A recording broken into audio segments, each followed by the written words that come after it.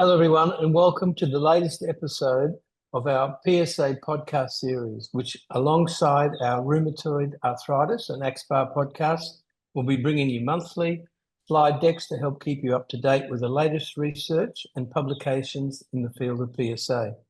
My name's Peter Nash, Professor of the School of Medicine, Griffith University, and joining me today is Professor Philip Mease, who directs the rheumatology research at the Swedish Medical Center, and he's a professor at the University of Washington School of Medicine in Seattle. Welcome, Philip.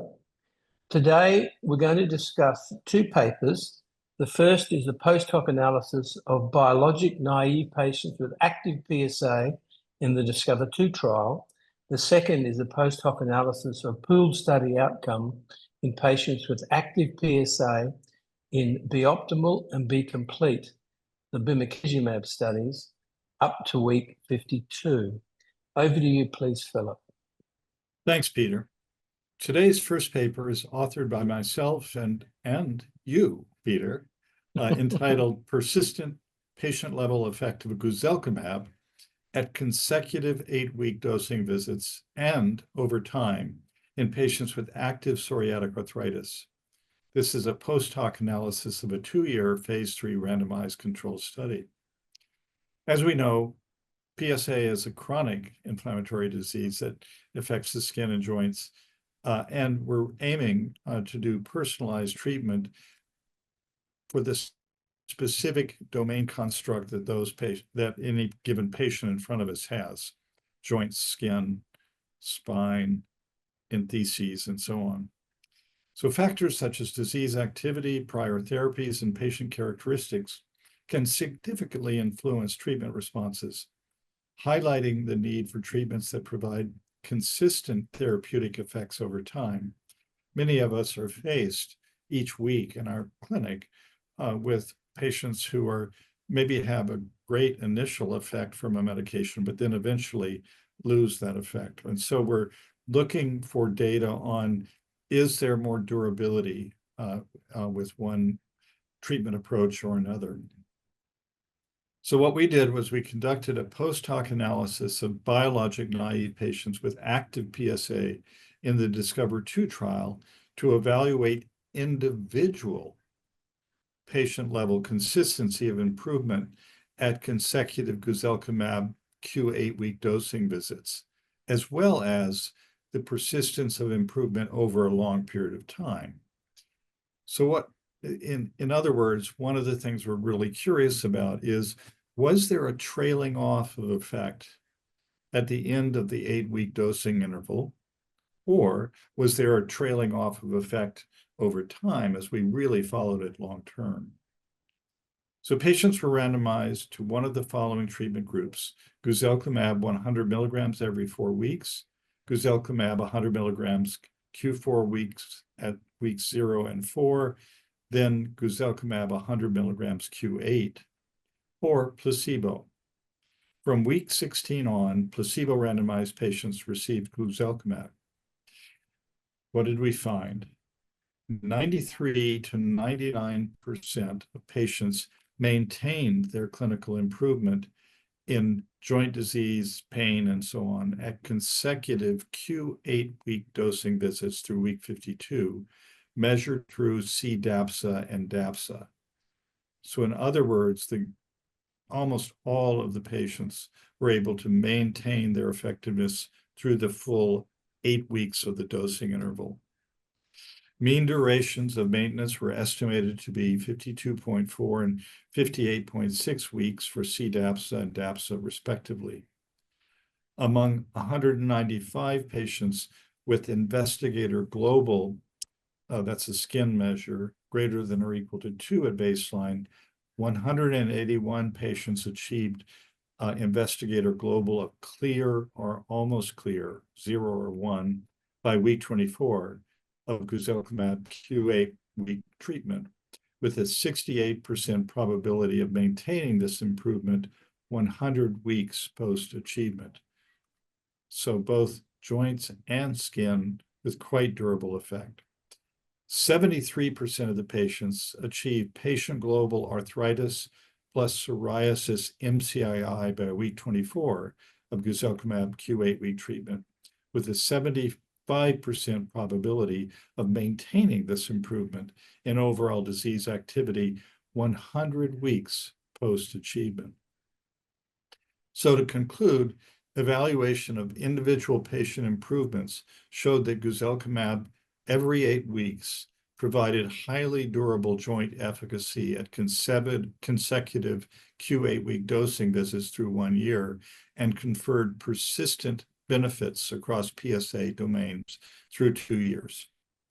This is consistent with previously reported continuous improvement in group-level clinical response rates over time. This was an individual evaluation, and that's consistent with group level. The results support the use of guselkumab as a treatment option for achieving and maintaining disease control in patients with active PsA. So what do you think, Peter? Well, thanks, Philip. I was just thinking about what patients really want, and they don't just want to do well. They want to persistently, durably do well over time.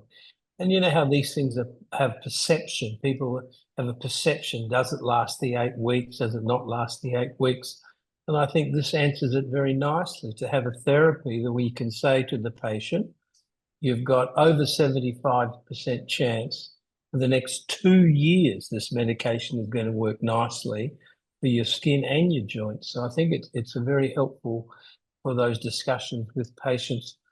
So can you just explain to the audience just a little bit about what the DAPSA and CDAPSA kind of target, what the IGA target, just for those people who aren't quite familiar with those terms?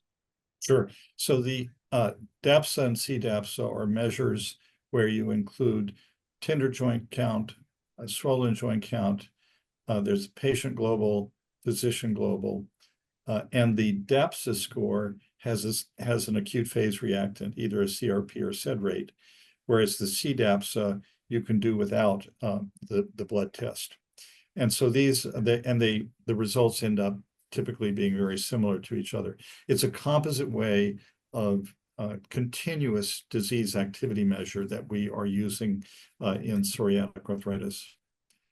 But it's a joint count, doesn't really do entheses and that's right. tactylitis. So unlike minimal disease activity achievement, it doesn't include enthesis or skin. So it's a little bit more focused on articular response. And the IGA? IGA stands for Investigator Global Assessment. And what this is it's not as complicated as the PsA score, the Psoriasis Area and Severity Index, which is very quantitative and where you look at different parts of the body and evaluate the psoriasis, erythema, induration, and plaque.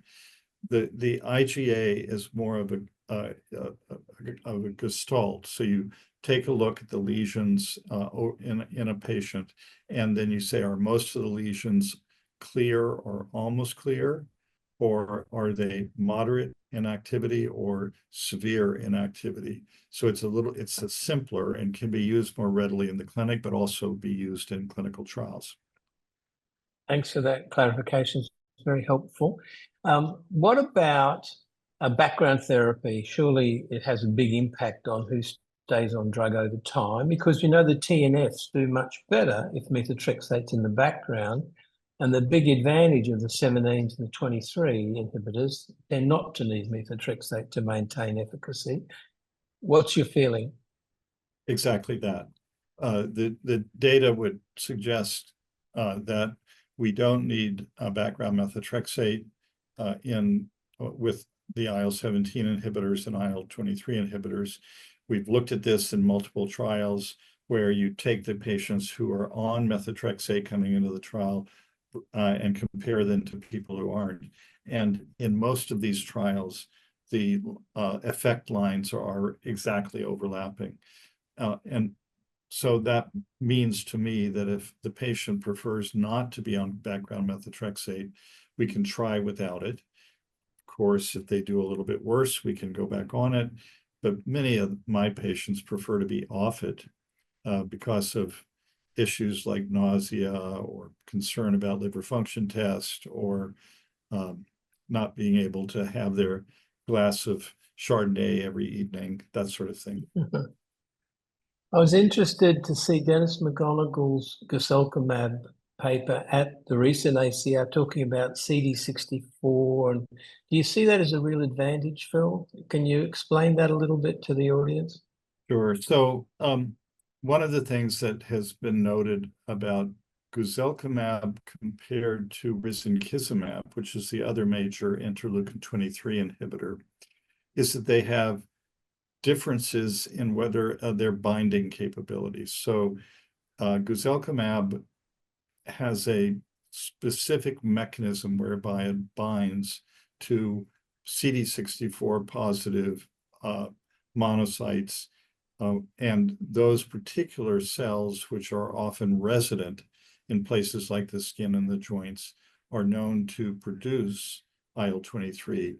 And so by doing this docking, so to speak, on the cell surface, it at least in vitro studies suggests that it has a better chance of capturing IL-23 and binding to it when being produced by that cell.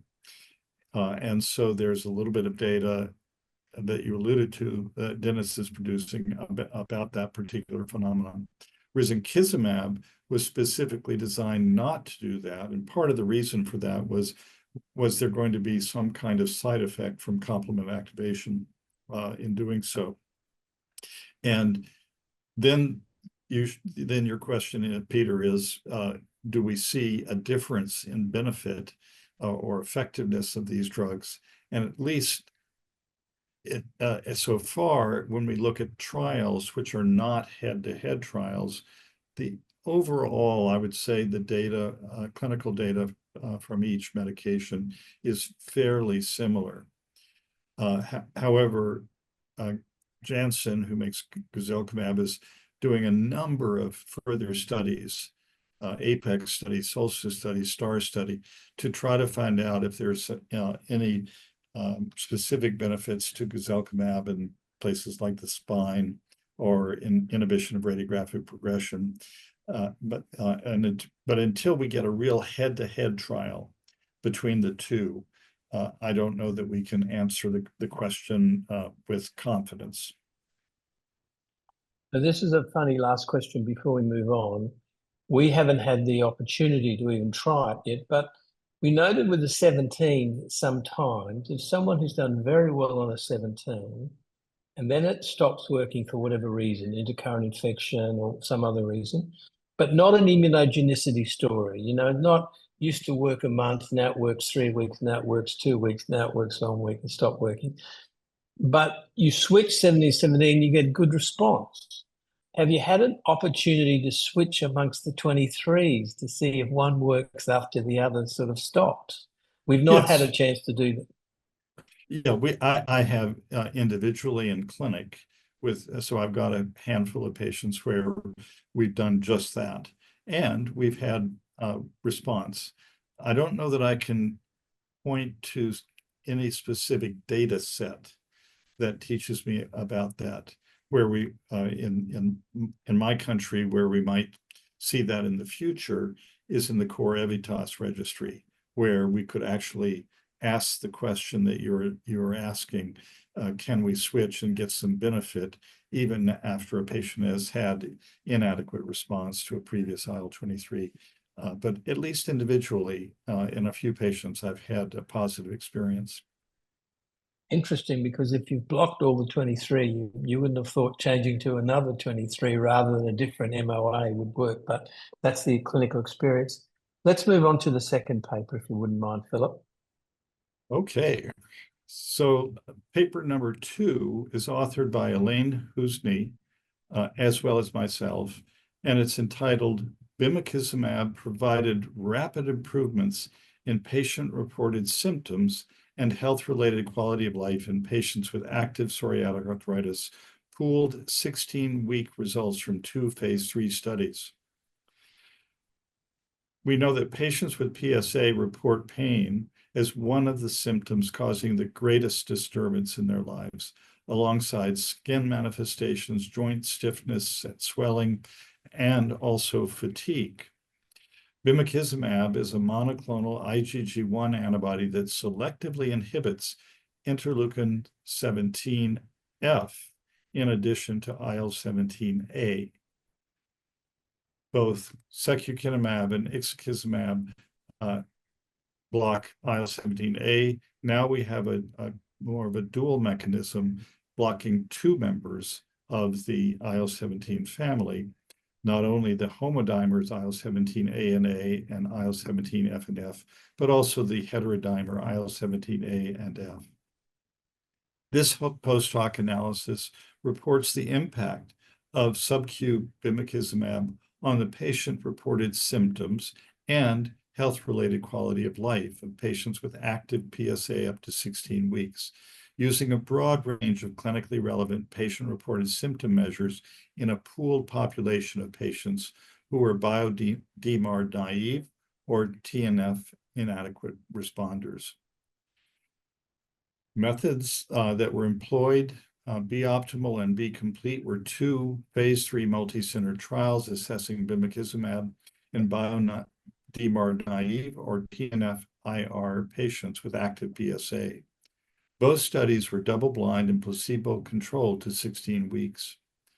Patients in the B-Optimal trial were randomized 3 to 2 to 1 to receive either sub-Q bimekizumab 160 milligrams every 4 weeks, placebo, or a reference arm of adalimumab given in standard dose. At week 16, patients receiving placebo switched to receive bime 160 milligrams every 4 weeks. Those who had been receiving bimekizumab or adalimumab continued their dosing until week 52. Patients in the B-Complete trial, which was the TNF inadequate responding group, were randomized 2 to 1 to sub-Q bimekizumab 160 milligrams Q4 weeks or placebo. What were the results? For patients treated with bimekizumab, numerically greater reductions in pain VAS scores from baseline were observed versus placebo by week 4. These improvements continued to week 16. The proportion of responders with greater than or equal to 30%, 50%, or 70% improvement in pain VAS, and I should mention that these are thresholds that have been defined by the experts doing pain trials. 30% improvement is considered an important and noticeable improvement by the patient. 50% is considered a major improvement, and 70% is considered an oh wow improvement.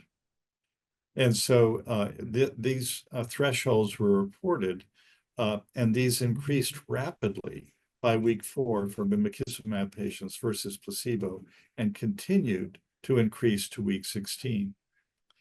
Median time to get to greater than or equal to 30% and 50% improvement in pain VAS was 7.9 and 9.1 weeks for bimekizumab treated patients respectively.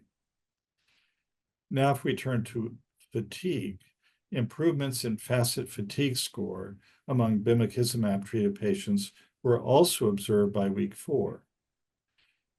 Mean improvement was higher in bimekizumab patients versus placebo. This trend continued to week 16. Similarly, of patients with FACIT fatigue less than or equal to 48 at baseline, the proportion of bimekizumab treated patients achieving FACIT fatigue MCID was higher than placebo at both weeks 4 and week 16. Patients receiving bimekizumab demonstrated numerically greater improvements in physical function, assessed using mean CFB in HAQ-DI score compared with placebo by week 4. These improvements continued to week 16. Similarly, the proportion of bimekizumab treated patients with HAQ-DI greater than or equal to 0.35 at baseline, that's considered the MCID for HAQ change, was numerically greater by week 4 versus placebo, so early on, and improvements continued to week 16. The proportion of all BIME-treated patients achieving normative value response was numerically greater by week 4 versus placebo, and patients demonstrated improvements to week 16. Now, let's turn to the PsA instrument, which is a measure both of function and quality of life developed by the GRAPPA group.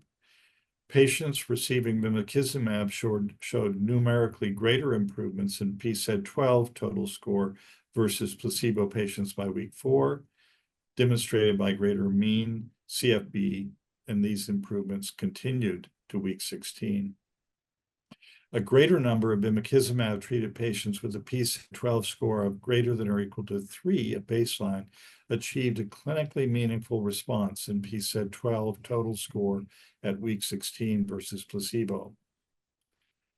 PsA-QoL, that's a quality of life measure, total score showed rapid numerically greater improvements in bimekizumab-treated patients versus placebo, with a greater mean CFB at week 4. Improvements in PsA-QoL scores continued to week 16 on bimekizumab treatment. And then finally, among SF-36 individual domain scores, physical functioning, physical role, and bodily pain demonstrated the greatest numerical improvements at week 16 among bimekizumab-treated patients. Improvements were also seen across the other domains of the SF-36, such as general health, vitality, social functioning, emotional role, and mental health, although to a lesser extent due to high baseline scores, which allowed less room for improvement. So to conclude, on all of these various patient-reported outcome measures that are quite meaningful for patients, treatment of active PsA with sub-Q bimekizumab during the 2 phase 3 studies demonstrated rapid improvements in the patient-reported symptoms and health-related quality of life of both the bio-naive and TNF-IR patients. The patient-reported improvements in pain, fatigue, HRQOL, and impact of disease in this study provide further evidence of the efficacy of bimekizumab in patients with PsA, alongside improvements in clinical measures previously reported.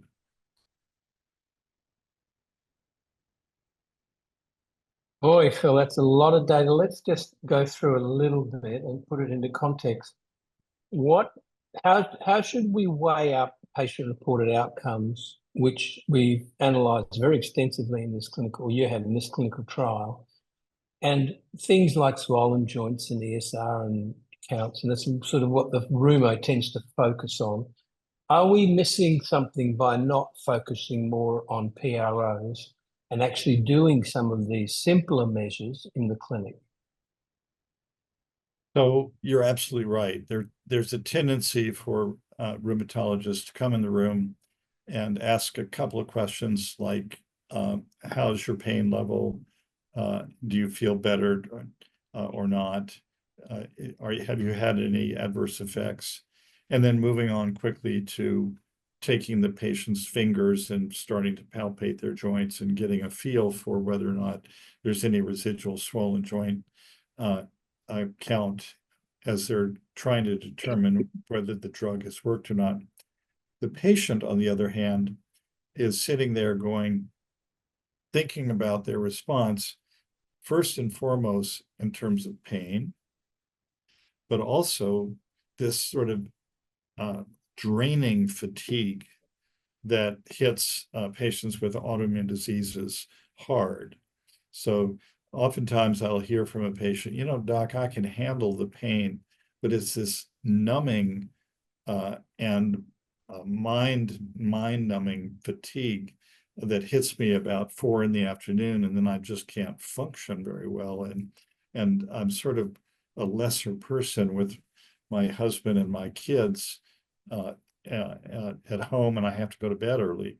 So hearing that or seeing that we had great improvement, not only in pain reported by the patient, but also fatigue. And then the other aspect is they're thinking about what is it that they couldn't do before they were on a drug that's maybe is working successfully, and now they can do it. Can they go to their kid's soccer game? Can they cook dinner effectively? Can they go do their work and get through a full day and not be sort of absent, either mentally or actually from work? So these are the things that are important to patients, and I think it's important to get a feel for that as you're asking about medication effect. And I think that I'm quite impressed with the 30, 50, and 70% approach, which I think is quite handy. But they've mixed TNF-IR with DMARD naive, and there'll be patients with damage as well as patients, exactly as Grappa's trying to sort out, difficult to treat versus complex to manage. Do you think that assessing pain is not that easy in these patients, especially if they've had long disease duration? Correct.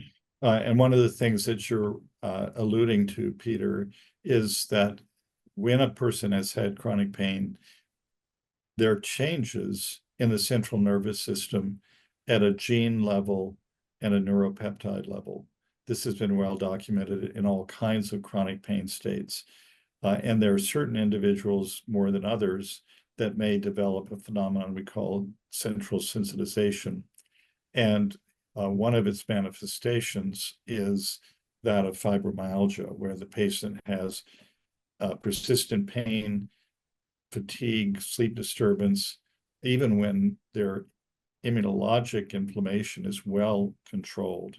And so it's a little tough to tell about whether a person reporting on their pain has some of this central sensitization phenomenon still because of that. So when we see really big movements in pain improvement, I think that is highly meaningful.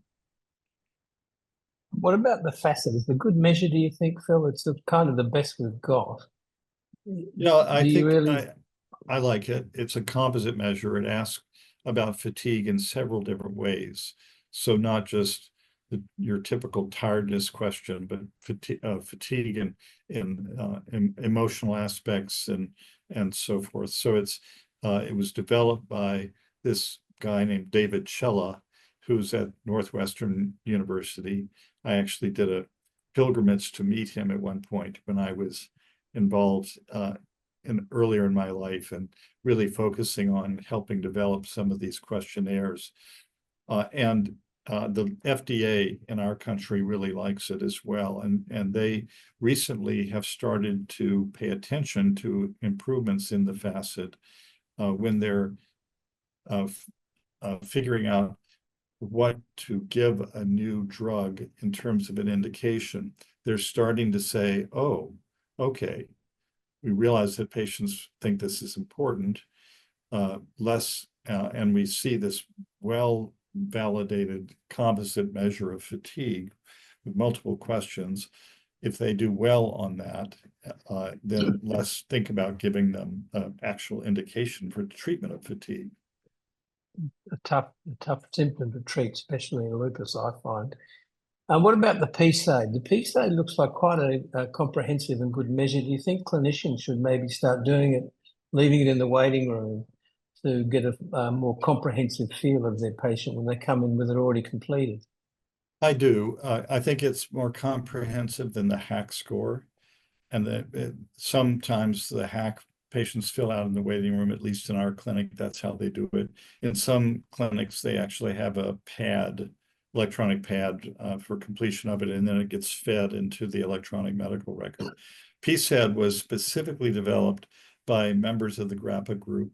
Laura Gossec from France was one of the leading lights in terms of developing it.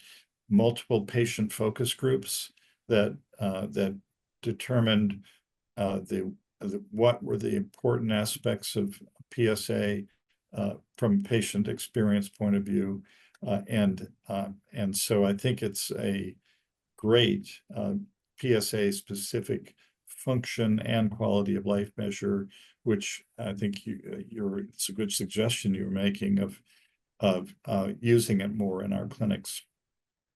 Excellent. So thank you for joining us, everybody, with this PsA podcast brought to you by the Immune-Mediated Inflammatory Disease Forum.